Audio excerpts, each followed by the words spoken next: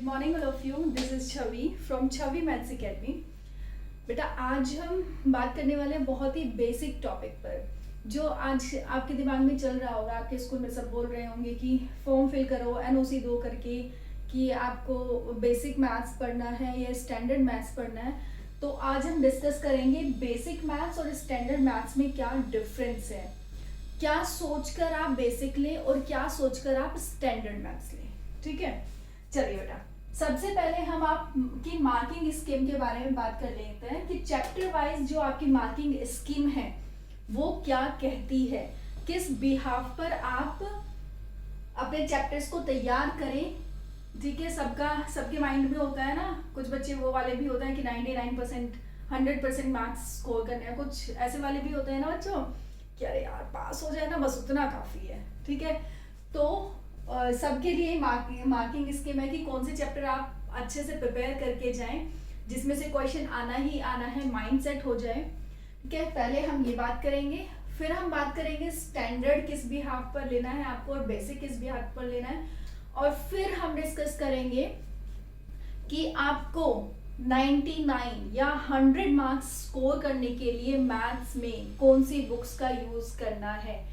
Just because आपको पता है बेटा कि एनसीईआरटी का सिर्फ यूज करके नहीं आप स्कोर कर सकते। एनसीईआरटी में से अगर आप स्कोर करना चाहते हैं तो एनसीईआरटी यूज करके आप 50 to 60% ला सकते हो। ठीक है, पर हम बात कर रहे हैं जो बच्चे 99 या 100 मार्क्स लेकर आते हैं, वो भी आपके जैसे ही बच्चे होते हैं, कोई कुछ अलग नहीं खाते, कोई दूसरी दुनिया से उतर कर नहीं आते हैं, है ना, सारे आपके जैसे नॉर्मल बच्चे होते हैं। बस उनका स्ट्रैटेजी पढ़ने की अलग होती है, उनकी बुक्स जो है वो जो बुक्स प्रेफर करते हैं पढ़ना वो बुक्स अलग होती है। तो आज हम इन सब चीजों के बारे में बात करेंगे। ठीक है, सबसे पहले हम देख लेते हैं बेटा मार्किंग स्कीम के लिए। ठीक है, मार्किंग स्कीम में सबसे पहला जो यूनिट आता है, मैंने यहाँ पर ये यूनिट लिखा हुआ है ना, ये आपके 6 यूनिट्स हैं और इन यूनिट्स में कौन कौन से चैप्टर्स आते हैं और इस कौन सा चैप्टर कितने मार्क्स का है ये। ठीक है, तो सबसे पहले हम बात करते हैं नंबर सिस्टम की। नंबर सिस्टम में सिर्फ पहला चैप्टर आता है बेटा, और नंबर सिस्टम एक ऐसा चैप्टर है जिसमें से आपके पास चुनिंदा क्वेश्चन होते हैं कि भाई ये आना है, ये आना है, ये आना है, बस इसके अलावा चैप्टर में से कुछ नहीं आता है। ठीक है, तो ये 6 मार्क्स के क्वेश्चंस आने हैं और बहुत ही अगर आप किसी से भी जरा भी गाइडेंस लेंगे ना तो सब टीचर्स को पता होगा कि फर्स्ट चैप्टर में से गिनती के क्वेश्चंस हैं, फेवरेट, जो सीबीएसई के फेवरेट होते हैं। ठीक है, कि सीबीएसई के फेवरेट क्वेश्चंस है, वही हर एग्जाम्स में ये क्वेश्चन देना है इस चैप्टर में से। ठीक है, ये इतना ज्यादा प्रेडिक्टेबल चैप्टर है कि आ ही जाता है, जो क्वेश्चन टीचर्स आपको बोलेंगे कि इसमें से कर लो, इसमें से कर लो, जो इंपॉर्टेंट है वो चीजें। 6 नंबर का क्वेश्चन आता है और एक चैप्टर के लिए 6 नंबर बहुत ज्यादा है भाई। तो फर्स्ट चैप्टर को आप जरूर तैयार कर लें क्योंकि बहुत बेसिक सा चैप्टर है और कुछ ज्यादा खास इसमें है नहीं, और 6 नंबर हैं, तो आप इस पर फोकस करें कि 6 नंबर हैं। कुछ बच्चे मैंने देखे हैं कि फर्स्ट चैप्टर जो है नंबर सिस्टम, क्योंकि उन्हें नंबर्स के बारे में ज्यादा चीजें नहीं पता होती, वो इंटरेस्टेड ही नहीं होते हैं इसके बारे में जानने के लिए, तो उनको ये चैप्टर बोर लगता है। भाई बोर मत देखो, ये देखो ये कितने मार्क्स का है। ठीक है, नंबर देखो। नेक्स्ट आता है आपके पास एलजेब्रा। एलजेब्रा जो आपका यूनिट है उसमें चैप्टर नंबर 2 आता है आपका, 3 आता है, 4 आता है, 5 आता है। सेकेंड जो चैप्टर है आपका, सेकेंड चैप्टर है बेटा आपका पॉलिनोमियल्स, है ना। थर्ड चैप्टर है आपके पास linear pair of linear equation in 2 वेरिएबल्स। फोर्थ चैप्टर है quadratic equation and fifth chapter है आपके पास एपी सीरीज, अरिथमेटिक प्रोग्रेशन।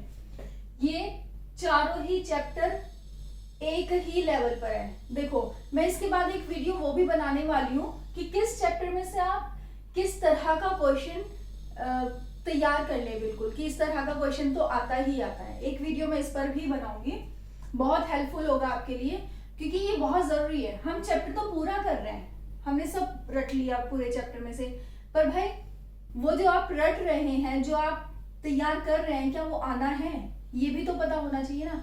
तो हर चैप्टर में से किस तरह का आप क्वेश्चन तैयार करें, इसके लिए भी मैं एक वीडियो बनाऊंगी। फिलहाल आप ये देखें कि ये चारों चैप्टर 20 नंबर के हैं और इसमें से ये 3 चैप्टर तो ऐसे वाले हैं जो बिल्कुल एक दूसरे से लिंक करते हैं। इक्वेशंस के ऊपर ही है पूरा का पूरा, ठीक है। तो बहुत ज्यादा नंबर है ये, 20 नंबर बहुत नंबर है ये। तो इन चैप्टर्स को तो बिल्कुल नहीं छोड़ना है, इन चैप्टर्स को तो बिल्कुल तैयार ही करना है। अलजेब्रा, और अलजेब्रा बहुत इजी भी होता है, बहुत इजी पार्ट होता है मैथमेटिक्स का। नेक्स्ट आता है आपके पास कोऑर्डिनेट ज्योमेट्री। कोऑर्डिनेट ज्योमेट्री में 7th चैप्टर, एक अकेला नंबर चैप्टर 6 नंबर का है, ठीक है। और बहुत इजी भी है कोऑर्डिनेट ज्योमेट्री जो चैप्टर है, जिसमें आप डिस्टेंस निकालना सीखते हैं। और मैंने इसका यूट्यूब पर वीडियो डाला हुआ भी है, देख लें आप।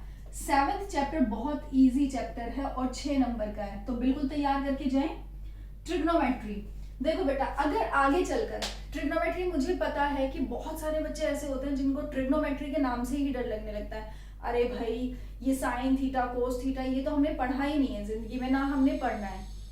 बहुत सारे बड़े लोगों की ऐसी बात सुनने को मिली होगी आपने, ठीक है। बहुत सारे बच्चे ये साइन थीटा कोस थीटा आते ही घबरा जाते हैं, अरे ये क्या आ गया।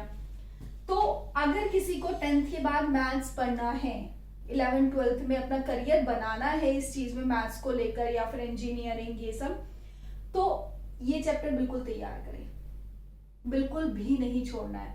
और ये आपका फर्स्ट लेवल है जहां पर आप ट्रिग्नोमेट्री पढ़ते हैं, ये आपका बिल्कुल बेसिक है। अगर यहाँ पर आप ट्रिग्नोमेट्री में इंटरेस्ट डेवलप नहीं कर पाए ना, तो बेटा आप 11th 12th में मैथ्स आपके लिए बहुत बड़ी मुसीबत बन जाएगा।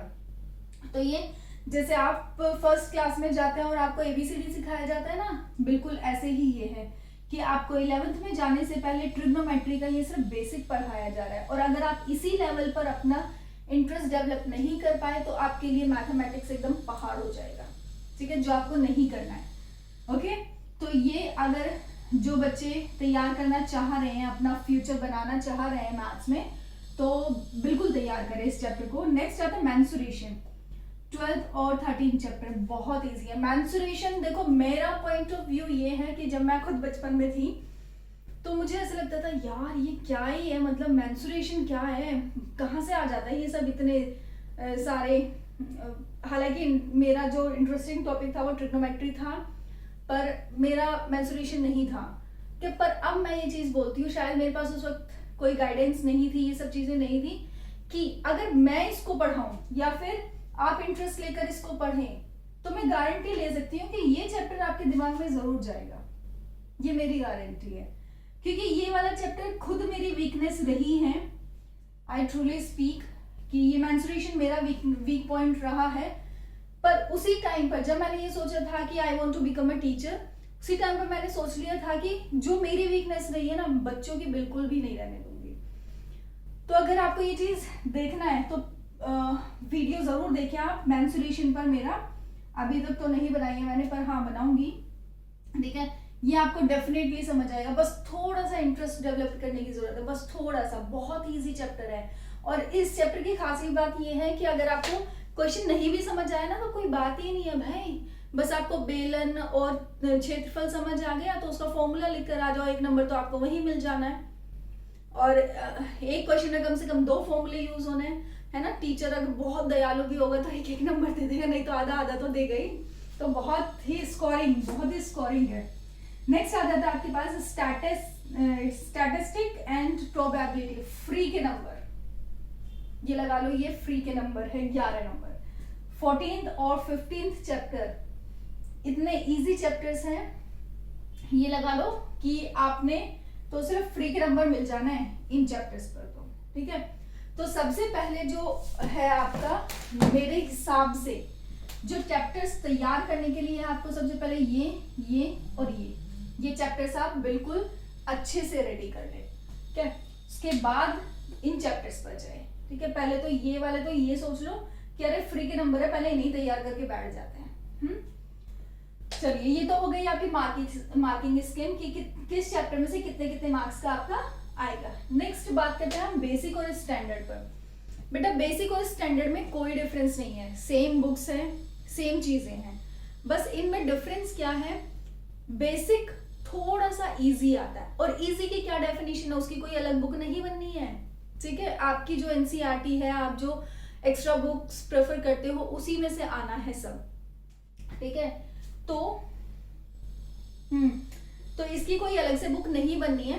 बेसिक्स का क्या मतलब है? बेसिक का क्या मतलब है कि जैसे फॉर्मूला बेस्ड क्वेश्चंस हो गए जो आपके रिमेम्बरिंग है, लाइक डिस्टेंस फॉर्मूला का ये फॉर्मूला है तो डिस्टेंस बिटवीन 2 पॉइंट्स है ना, ये निकालने के लिए सीधे सीधे फॉर्मूला यूज करने के लिए बोलेगा आपको। आपको अपना खुद का दिमाग कुछ नहीं लगाना होगा, सिर्फ जो चीजें आपको याद है उसी के बिहाफ पर आपको ये क्वेश्चंस करने होंगे, ठीक है। नेक्स्ट आता है आपके पास स्टैंडर्ड। स्टैंडर्ड में होता है कि आपकी अपनी खुद की समझ कितनी है, आप कितना चीजों को एनालाइज कर पाते हैं। आपको क्वेश्चन डिकोड करने के लिए देगा कि जो क्वेश्चन है थोड़ा सा घुमा दिया, उसको डिकोड करो, फिर उसमें देखो कौन सा फॉर्मूला लगना है, किस मेथड से लगना है। और इसमें क्या होगा बेटा, एक क्वेश्चन में सिर्फ एक फॉर्मूला, जहां तक अभी तक मैंने ऑब्जर्व किया, एक क्वेश्चन में सिर्फ एक फॉर्मूला अप्लाई होता है। इस क्वेश्चन में, इसमें स्टैंडर्ड में ऐसे भी क्वेश्चंस आ सकते हैं जिसमें एक ही क्वेश्चन में कम से कम 2 फॉर्मूले या 3 फॉर्मूले अप्लाई हो रहे हों, ठीक है। और जिन बच्चों को 11th में मैथ्स पढ़ना है वही स्टैंडर्ड लें, जिनको मैथ्स नहीं पढ़ना है, जिनको है मुझे आज साइड लेना है, ये बेसिक लें, ठीक है। बेसिक और स्टैंडर्ड में थोड़ा सा यही डिफरेंस है कि जो आपने फॉर्मूलाज लर्न किए हुए हैं, देखो एक क्वेश्चन में 3 फॉर्मूले यूज हो रहे हो या फिर एक फॉर्मूला यूज करके एक क्वेश्चन आ रहा हो, फॉर्मूले तो लर्न ही करने हैं ना। ऐसा तो है नहीं कि बेसिक वालों को के लिए तो बस बिल्कुल ऐसे हो गया, क्रीम क्रीम आ गई भाई, ऐसा नहीं है। बेसिक वालों को भी दिमाग लगाना है अपना, फॉर्मूलाज इसमें भी यूज होना है, आपके में भी यूज होना है। बस ये है कि इन बच्चों को 11th में मैथ्स नहीं लेना है, इन बच्चों को 11th में मैथ्स लेना है, बस ये डिफरेंस है, ठीक है। जो चीजें 1 मार्क्स की होती है उसमें फॉर्मूला बेस्ड क्वेश्चंस होते हैं, ठीक है, बहुत छोटे छोटे से क्वेश्चंस होते हैं, बस यही है, ये इन दोनों में डिफरेंस है, ओके।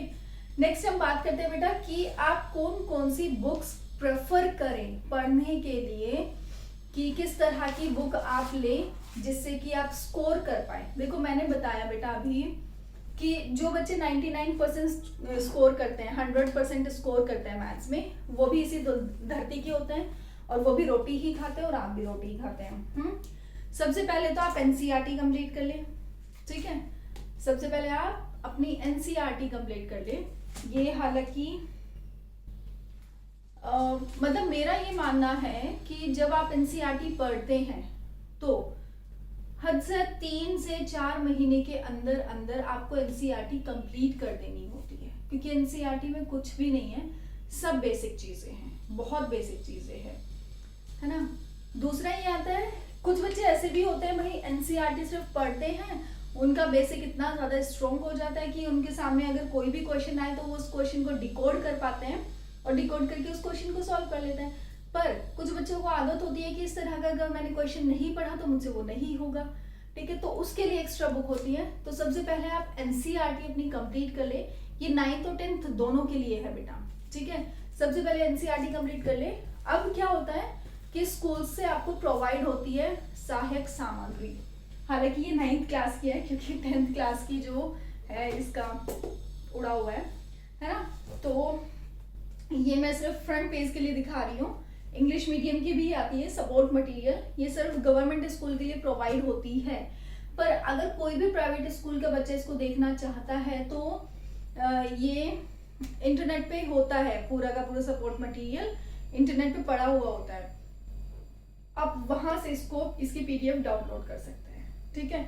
ये बहुत ही इम्पोर्टेंट है, मतलब अगर देखो ये चीज है कि गवर्नमेंट ने अगर ये रिकमेंड किया है, गवर्नमेंट ने ये बनाया है तो कुछ सोचकर ही बनाया होगा, तो जितने भी प्रीवियस एग्जाम्स हैं वो ज्यादातर इसमें से मिलते हैं, ठीक है। नेक्स्ट आता है हमारे पास जो मेरी फेवरेट बुक है, आर.एस. अग्रवाल, ये वाली, ठीक है। ये मेरी फेवरेट बुक है मैथ्स की, क्योंकि मैं क्या करती हूँ, जब मैं खुद 10th में थी तो मैंने एनसीईआरटी नहीं किया है, मैंने सीधा आर.एस. अग्रवाल करना शुरू किया था, क्योंकि इसमें एनसीईआरटी भी कवर हो जाती है और आपके एक्स्ट्रा क्वेश्चंस भी इसमें बहुत सारे कवर हो जाते हैं। एक ही चैप्टर में ये लगा लो आपका हर तरह का क्वेश्चन इसमें मिलेगा, एक ही चैप्टर में, मतलब एक चैप्टर के लिए आपके पास इसमें बहुत ऑप्शन होते हैं, 100-150 के आसपास इसमें क्वेश्चन होते हैं एक चैप्टर के, ठीक है। तो मैंने शुरू से ही ये वाली बुक किया है कि मुझे लगता है कि अगर आप एनसीईआरटी नहीं पढ़ना चाहते तो सीधे इस वाली बुक को पढ़ें, ये मेरी फेवरेट बुक है। और फेवरेट क्या है, इसलिए फेवरेट है कि सीबीएसई पे जितने भी क्वेश्चंस आते हैं फेवरेट है, ठीक है, सीबीएसई वालों की भी। तो इसके बाद आती है बेटा आपके पास आरडी शर्मा मेरे पास एक्चुअली रखी नहीं है, अभी निकालनी पड़ेगी, तो मैंने इसलिए नहीं दिखाई। आरडी शर्मा तो सब जानते ही होंगे कि जो बच्चे और ज्यादा अपने आप को एक्सप्लोर करना चाहते हैं, हालांकि आरडी शर्मा जो है उसमें बहुत सारे क्वेश्चंस होते हैं, नंबर ऑफ क्वांटिटीज उसमें क्वेश्चंस की बहुत होती हैं, पर अगर आपको एक्सप्लोर करना है बेटा, आजकल आपने स्कूल तो जाना नहीं होता, तो you have lots of time, बहुत सारा टाइम होता है। 24 घंटे, भाई 24 घंटे में से कितने घंटे सो गए? 8 घंटे। 8 घंटे में से 2 घंटे लगा लो आप नाश्ता ब्रेकफास्ट ये वो करने के लिए, ठीक है, थोड़ा टाइम लगा लो 1-2 घंटा टीवी वगैरह देखने के लिए। तो फिर भी अगर आप बेटा 12 घंटे भी पढ़ते हैं ना तो मोर देन इनफ है। 12 तो मैंने बहुत ज्यादा बोल दिए, 8 से 10 घंटे भी अगर आप पढ़ते हैं तो मोर देन इनफ है, क्योंकि स्कूल का टाइम बच रहा है। पहले तो आप क्या करते थे, 6 घंटे तो स्कूल में वेस्ट हो जाते थे आपके, ठीक है, फिर उसके बाद घर आना, थोड़ा रेस्ट करना, ये करना वो करना, तब भी आप 4 घंटे तो कम से कम देते ही थे ना अपनी सेल्फ स्टडी को। तो वो स्कूल का टाइम भी दें, और जो आपको सेल्फ स्टडी के लिए देना होता था 4 घंटे या 3 घंटे, जो भी आप 5 घंटे देते थे रात को 12 बजे तक आप रिटर्न वर्क किए जा रहे हो, तो उन सब चीजें आपकी छुट्टी है, आप अपना जितना मर्जी पढ़ सकते हैं, आप अपने आप को जितना मर्जी एक्सप्लोर कर सकते हैं, ये आपके ऊपर बेटा, क्योंकि आपके पास बहुत टाइम है, बहुत ही ज्यादा टाइम है, और पढ़ने वाले बच्चों के लिए तो बहुत सारा टाइम है। सुबह आप एग्जाम, जैसे आप स्कूल के लिए उठते थे 6 बजे, आप उठ जाएं फ्रेश होके 7 बजे अगर आप पढ़ने भी बैठ जाते हैं, तो अभी भी बहुत टाइम है। अक्टूबर स्टार्ट होने वाला है, सितंबर ऑलमोस्ट खत्म हो गया है, ठीक है, अक्टूबर से भी अगर आप पढ़ना शुरू कर देंगे ना बेटा, बहुत टाइम है, ठीक है। और अगर किसी की इससे रिगार्डिंग कोई भी क्वेरी है तो प्लीज आप मुझे कमेंट बॉक्स में कमेंट करके बता सकते हैं, पर ये चीज सामने लगा लें अपनी टेबल पर, जहां पर भी आप पढ़ते हैं, ये इसका एक पूरा चार्ट बनाएं और अपनी टेबल पर इसको चिपका ले, पेस्ट कर ले वहां पर, क्योंकि ये जब तक आपके पास स्ट्रेटेजी नहीं होगी पढ़ने की, कुछ नहीं हो सकता। और तो स्ट्रेटेजी बनाए अपनी पढ़ने के लिए, सिर्फ कुछ ही महीने बचे हैं आपके लिए एग्जाम्स के लिए, ठीक है बेटा। आई होप कि आपको ये वीडियो हेल्पफुल होगी आपके लिए, और अगर किसी को कोई भी क्वेश्चन है, कोई भी क्वेरी है, तो आप मुझे कमेंट बॉक्स में कमेंट करके बता सकते हैं। थैंक यू बच्चों।